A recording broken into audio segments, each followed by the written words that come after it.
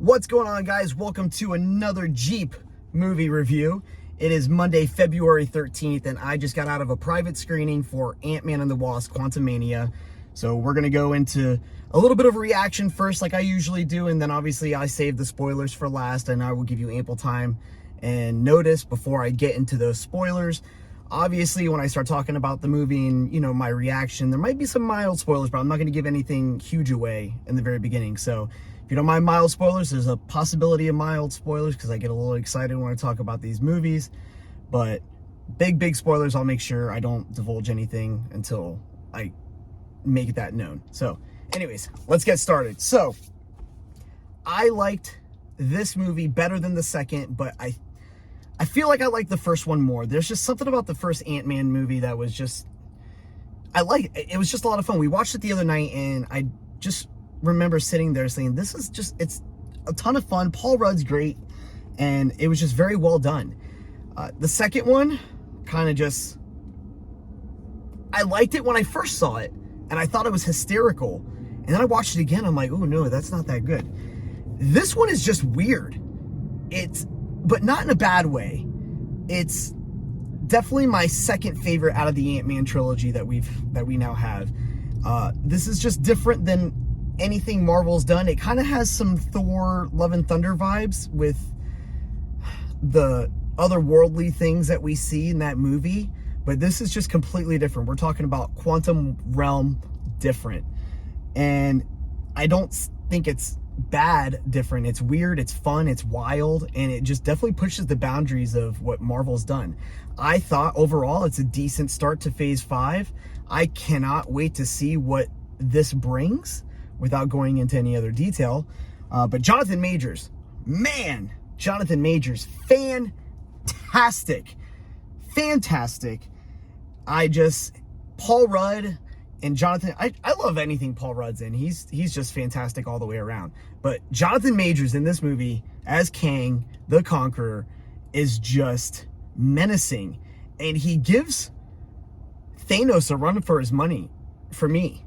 I really like what Jonathan Majors as Kang brought to the table in this movie. This movie just definitely raises the stakes. Unlike what I felt the Ant-Man movies haven't had before, this actually has stakes. Marvel is playing the stakes game, I feel. I honestly, this might have been one of the best Marvel movies that have come out recently since, I would say, Spider-Man No Way Home. And I love Marvel. I think we've reached peak Marvel, obviously, and nothing's going to beat Infinity War and Endgame. It's just not going to happen. So, but this is, I think, is a decent start to phase 5. I hope they can keep the momentum up because it's about to get pretty wild. And this movie is not as confusing as the trailer makes it seem. So I know there's a lot of questions out there, and I'm going to try and get to as many as I can. I'm probably not going to hit all of them here once I get to the spoilers, but I will. From what I can remember, I'm screening it again on Wednesday before it comes out for a public screening. So I'll refresh then too, because I miss some things being, working these. I don't catch everything because I kind of have to look and make sure to see what's going around and what's going on in the theater and everything. But I'm going to see it again on Wednesday so I can answer more questions that I may not have caught on to this first time around. So, but overall, I liked it. It's not one of Marvel's best entries, but it's not a bad entry. And like I said, I think it's a decent start to phase 5. We're going to leave it at that. And it just kind of leaves the door open for a lot of possibilities. So with that, I'm going to just go ahead and go into the spoilers because I know that's what most of you here watching this are here for. So I'm going to give you the 5-second countdown. If you want to back out, tap out, whatever. Thanks for watching this far. If you have any comments, go ahead and leave them down at the bottom. I'll try and get to as many as I can and answer what I can.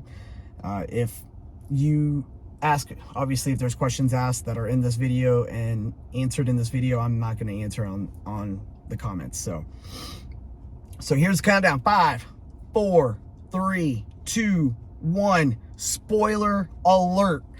So we start the movie with Paul Rudd, he's successful now. Everyone loves him because he's an Avenger. He's got his own book out, which I'm going to buy. So check that out. I think it's on Amazon.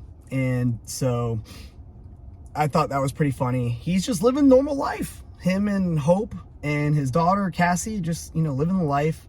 So Cassie ends up going to jail. She gets arrested because she was doing some peaceful protesting. And so Scott has to come get her out. And so they go back, and there's some Baskin-Robbins references, a lot of Baskin-Robbins references throughout the movie. But so they go back to the house, and we find out that Cassie and Hank had been building this beacon for the quantum realm. Janet doesn't know about it. Scott doesn't know about it, but Hope, Hank, and Cassie have been working on this, and it kind of just sends a signal down to the quantum realm and then brings it back up. So Janet is like, what are you doing? Absolutely not. Like, turn that off. And she goes and smashes it, and that's when everything happens. So obviously you see this part in the trailer. They get sucked into the quantum realm. Well, the rest of the movie is in the quantum realm. That is the rest of the movie. And so they get split up. It's Cassie and Scott, and then it's Hank, Janet, and Hope on another end. So Cassie and Scott is in one part of the realm, and then Janet, Cassie, and Hope, no, I'm sorry. It's Scott and Cassie on one end of the realm, and then it's Hank, Hope, and Janet on another part of the realm. And obviously now they have to try and find each other. So this is when we meet all these other characters, and we've got a lot of Star Wars vibes. This movie almost felt more like a Star Wars movie than an actual Star Wars, the last couple Star Wars movies we've gotten. A huge reference to Indiana Jones and the Temple of Doom. There's a scene where they have to drink the magic goo, or I don't know exactly what it was called, but it was like, drink this stuff. And Cassie has it like spilling out of her mouth after Scott sees her, and she's like, drink it.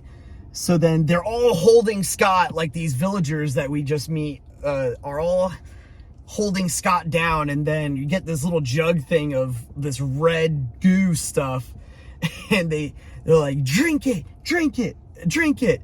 And then all chanting, they got this huge chant like they do in Temple of Doom of Indiana Jones. I'm dying. I'm like, oh my gosh.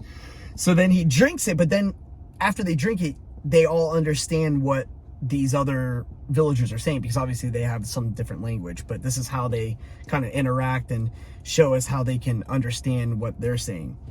So that whole scene's there. Eventually, they all end up meeting together.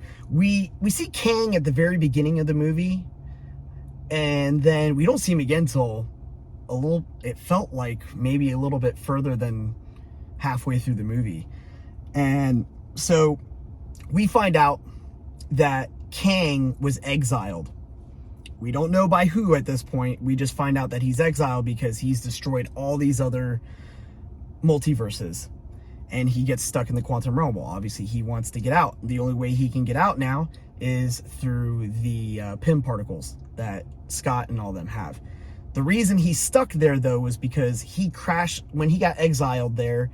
He was in his little ship that we've seen, and Janet not saves him, but kind of finds him, and then she gets attacked by these other alien things, and Kang kind of saves her by shooting them off, and then she kind of nourishes him back to health.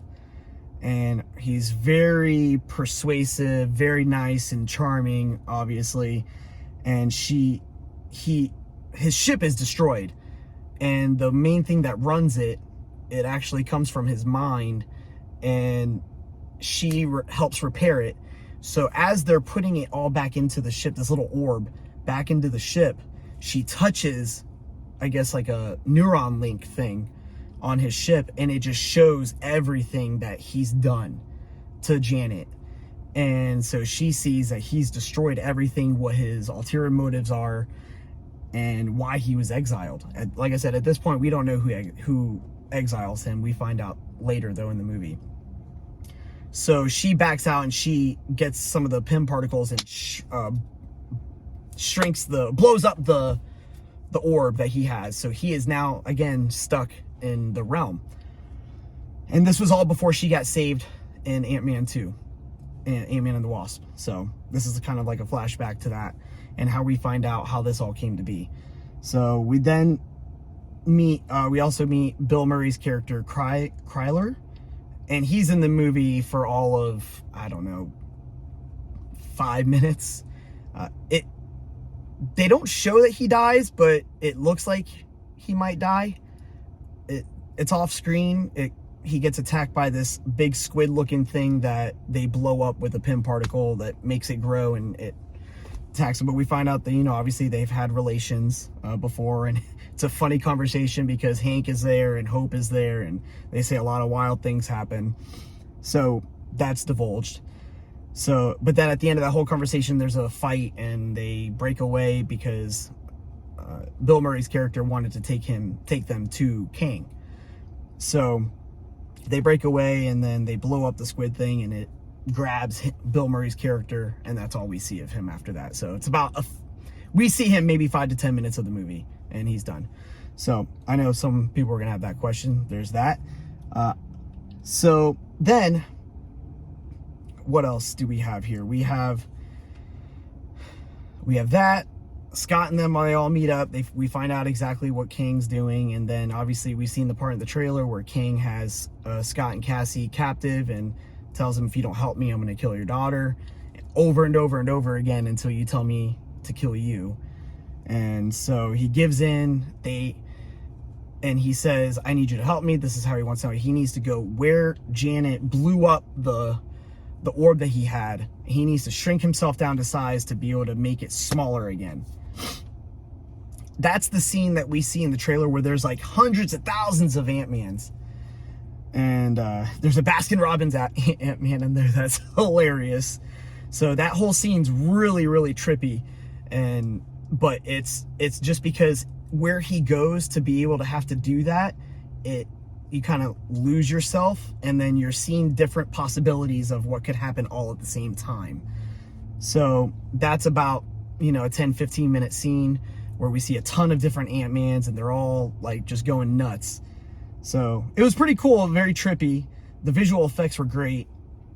And then, so finally this is where Hope and Hank and Janet find Scott.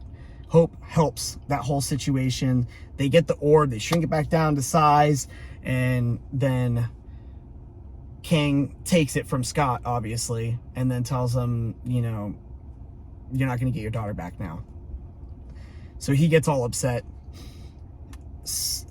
After that, MODOK. Oh my gosh. MODOK is a complete joke, but it's absolutely hysterical. The CGI in the movie looks better than what we saw in that little bit of the trailer of MODOK, but it's just wild. But it's supposed to be. If you've read the comics, MODOK is just, it's a joke. Like, it's just one big joke. And it was actually one of the better parts of the movie to me.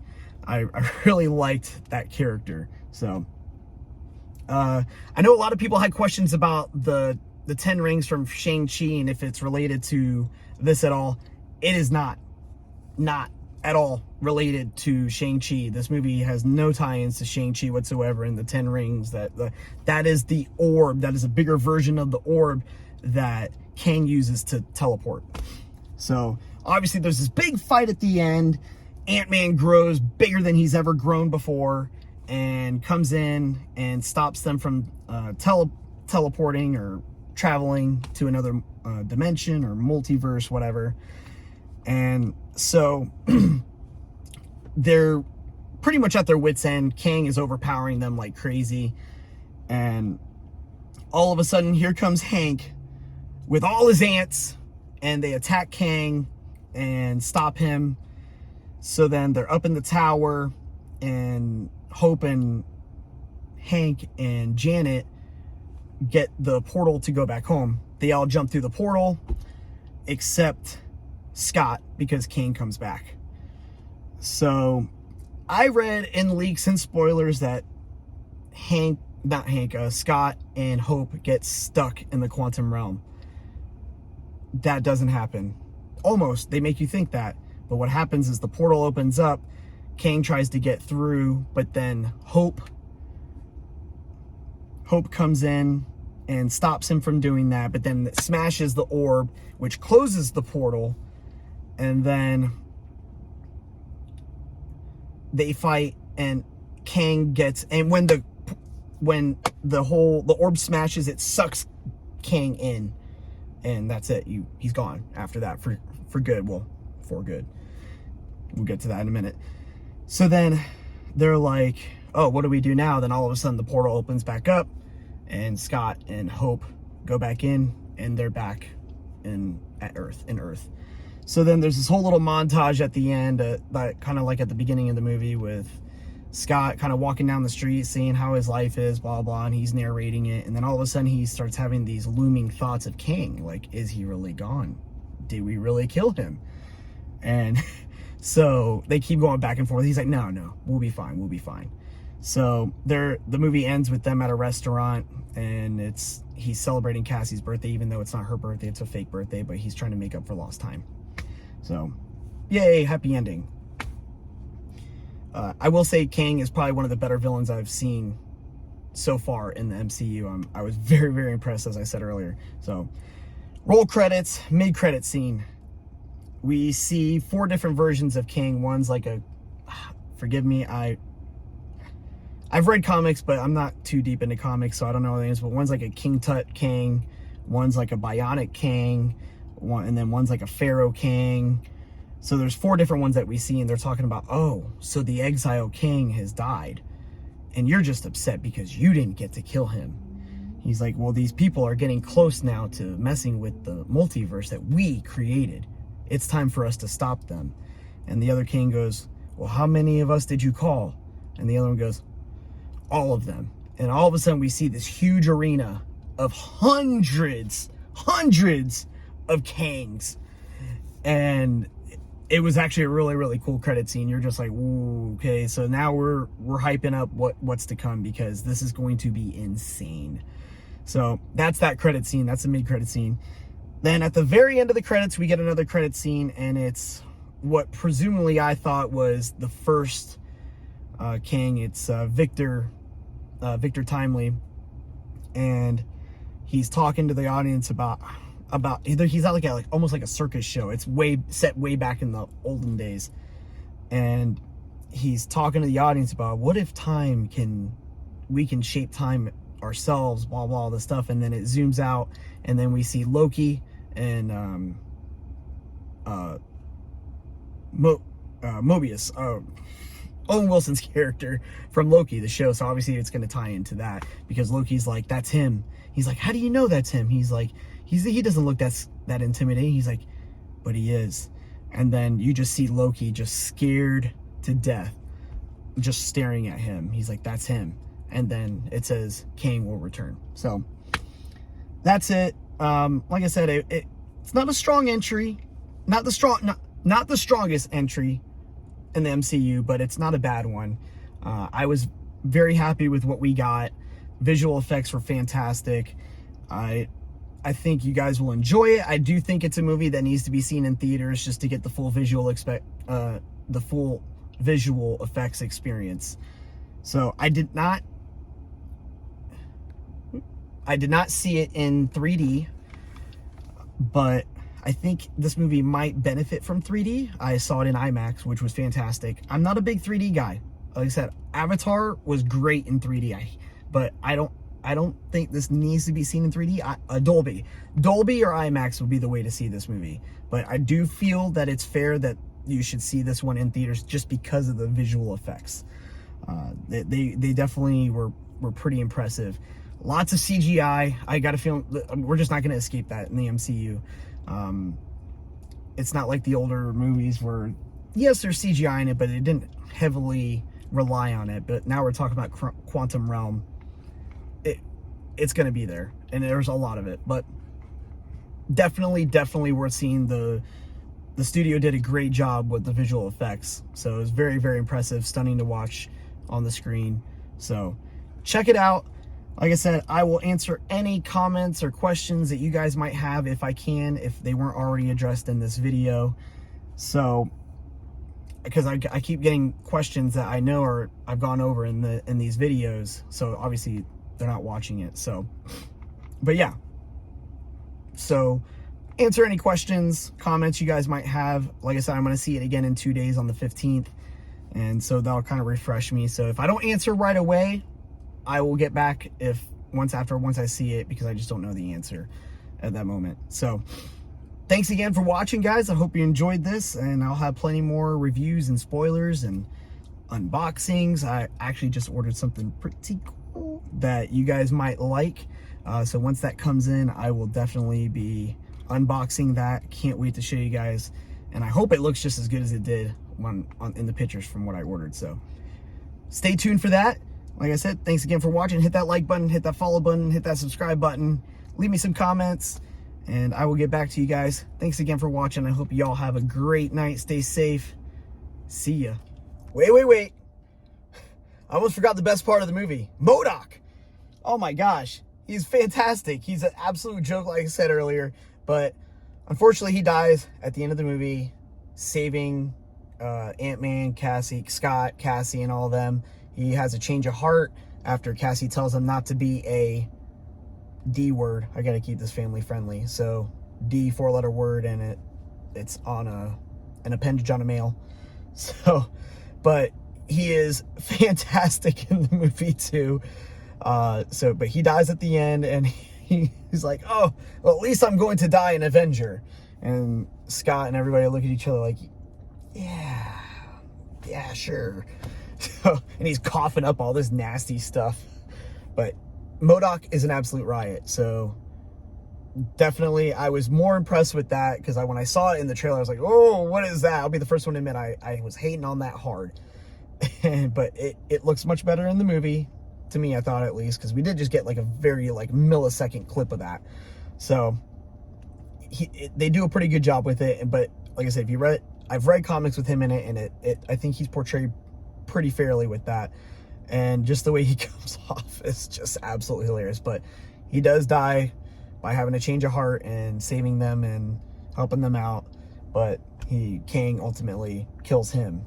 So, and as he's laying there, he rubs Scott's face and calls him, he's like, you're like a brother. You were like a brother to me. And so, yeah. So that's it. I wanted to throw that part in. So, because I know there's gonna be questions about that, but yes, he does die. I did read that part in the leaks too. So that part was true. So again, thanks again for watching. See you next time.